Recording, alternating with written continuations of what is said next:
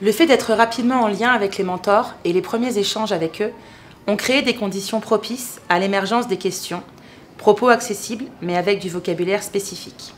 Dans un premier temps, les questions ont été traitées en direct, sous forme d'échange entre les deux classes et les 3 ingénieurs. Dans les étapes suivantes, lors de la construction du robot par exemple, lorsqu'une question émergeait, les élèves tentaient d'abord d'y répondre ensemble, échange entre les groupes de travail, éventuellement avec des élèves de l'autre classe. De manière générale, les élèves, il y a plusieurs problématiques qu'on peut rencontrer sur les constructions. Le plus souvent, c'est un autre élève qui va venir et qui va trouver une solution, quand moi-même, par moment, je ne vais pas forcément trouver. Des fois, je n'ai même pas le temps de me pencher sur la question, qu'entre eux, ils vont trouver la solution. On a appelé la maîtresse parce qu'on n'arrive pas à monter cette pièce. Et maintenant, on l'a trouvé comment la monter. Bah, vous nous avez dit de mettre la pièce comme ça.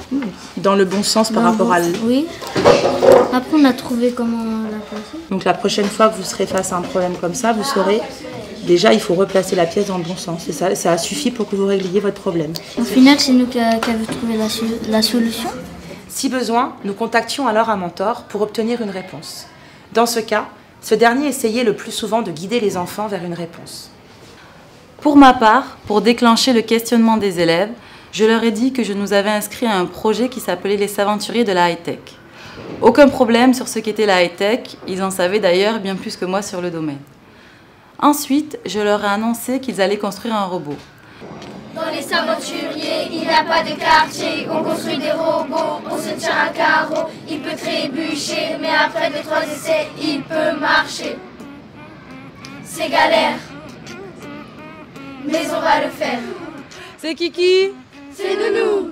Les aventuriers, Les aventuriers, les aventuriers, les aventuriers. les aventuriers. De là, je leur ai donné quelques jours de réflexion pour imaginer le robot qu'ils aimeraient construire. Et une semaine plus tard, je leur ai distribué une feuille blanche unie pour qu'ils le dessinent. Après cette dernière activité, nous avons dégagé plusieurs contraintes pour affiner les représentations.